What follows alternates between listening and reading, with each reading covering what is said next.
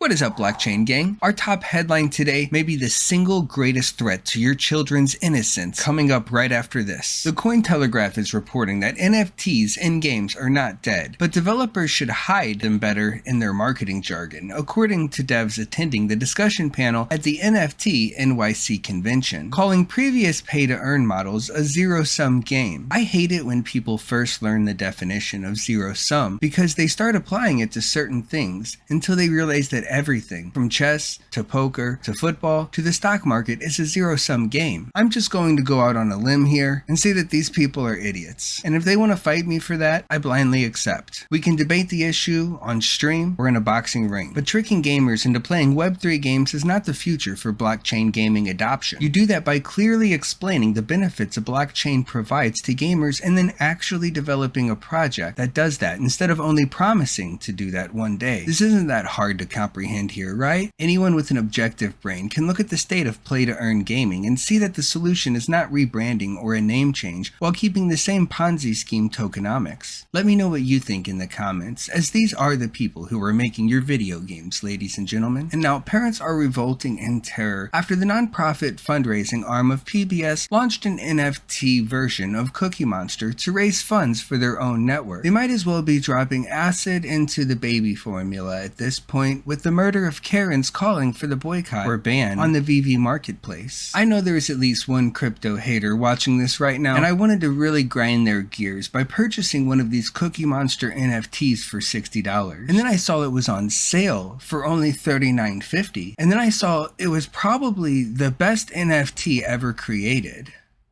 Oh boy, oh boy, oh boy.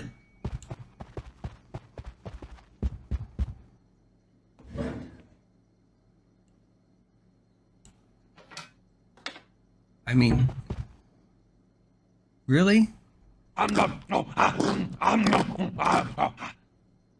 Obviously, this is Satan reincarnate. And then I saw that I was blocked in the United States from purchasing a motherfucking Cookie Monster NFT to support a nonprofit educational network. Now, I was never a kid from the streets. See, I was always riding the reading rainbow, but all three of my children were born and raised on these streets, and I will be damned if they're going to prevent me from owning one of these or Elmo when he comes out. So the first VPN to offer me a sponsorship is going to get a sweetheart of a deal, so I can yell "Let's go Brandon" on stream while breaking the law in civil disobedience. I will also be kneeling during the national anthem from now on, which I play before every game, so you all know why, and that I was the one who started that trend. Unioverse is giving away free NFTs to players in their first playable experience called the Proving Grounds, launching April 26. This requires linking a wallet such as MetaMask to their game on the Polygon chain to mint, and are more like fungible tokens, while Genesis NFTs have a floor price of $1 on up to $500 for the rarest. Also on the Polygon chain, NFT Champions, which is an RPG strategy game similar to Pokemon, has revealed the sale of land NFTs on OpenSea, launching April 22nd. Now, I have yet to see a project that has had its core gameplay loop benefit from land NFTs, so this always screams cash grab to me, especially if a project is doing so while missing development deadlines or milestones. I'm not sure if that is the case with this project in particular, but if you're familiar with it, I'd love to hear your thoughts. Netmarble launched MetaWorld MyCity on their Marble X blockchain, which is a Monopoly-inspired board game that also features a building simulator similar to SimCity. They are also partnered with the Sandbox for cross-compatibility between games planned for the future. Square Enix announced a strategic partnership with Elixir, which is a game launcher for Web3 games with Epic Store integration, so users can play any game on Elixir that is in their Epic library alongside any blockchain games they are enjoying, all from a single platform. Speaking of game launchers, the Ultra Launcher was announced to be released on April 25th with a limited selection of Web 2.0 games and a promise of more, as well as blockchain games in the coming months. The project was first announced in 2018 as the blockchain version of Steam. Ultra runs on its own blockchain based on the EOS framework using the native UOS token. This means that it could have all the same benefits of the Wax blockchain, but I will have to take a closer look to make sure. It also seems to be much more centralized since it's on a private chain. Blockchain gaming website Community Gaming announced that they had to lay off 17 employees to consolidate expenses, accounting for about 17% of their total workforce, citing the decline in popularity of esports as the cause. Meanwhile, their user base has grown from 100,000 users to over 250,000 since the site launched 1 year ago. A new report compiled by various gaming and tech giants to forecast the success of blockchain gaming and the impact the war has had came out to estimate the market currently valued at $5.1 billion